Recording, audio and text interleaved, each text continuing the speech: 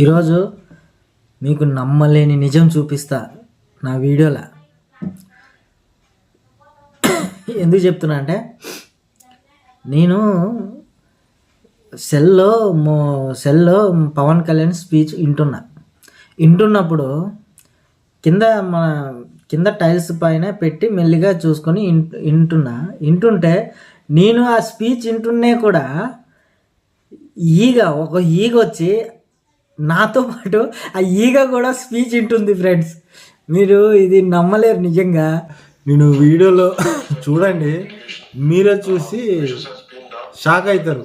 ఎందుకంటే ఈగ కూడా అంత దగ్గరగా స్పీచ్ వింటుంది. అటు ఇటు తిరుగుతుంది, మళ్ళీ వచ్చి స్పీచ్ వింటుంది, మళ్ళీ అటు ఇటు తిరుగుతుంది, మళ్ళీ వచ్చి స్పీచ్ వింటుంది. నేను ఆల్రెడీ ఫస్ట్ చూసిన ఏదేదో ఈగలు తిరుగుతున్నాయి అనుకున్నా, కానీ రాను అబ్జర్వ్ చేసా దాన్ని బాగా క్లారిటీగా. అబ్జర్వ్ చేస్తుంటే అది అంత క్లారిటీగా స్పీచ్ వింటుంది. ఆ సెల్ సరౌండింగ్లోనే తిరుగుతుంది, మళ్ళీ వచ్చి వింటుంది. నాకు ఆశ్చర్యం అనిపించింది, నిజంగా ఇలా ఉంటుందా ఫ్రెండ్స్? పవన్ కళ్యాణ్ స్పీచ్ వింటమైంది ఈగ. ఇది నాకైతే సిల్లీగా అనిపించిన, ఇది మాత్రం చాలా బాగుంది నాకు.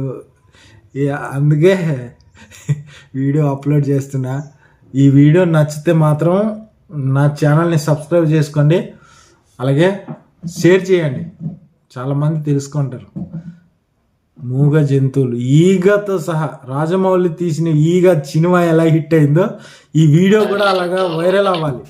మీరు ఈ వీడియోని షేర్ చేయండి, లైక్ చేయండి, కామెంట్ కూడా చేయండి, ఓకేనా? చాలా సేపు ట్రై చేసి మరి ఈ వీడియో నేను షూట్ చేసిన.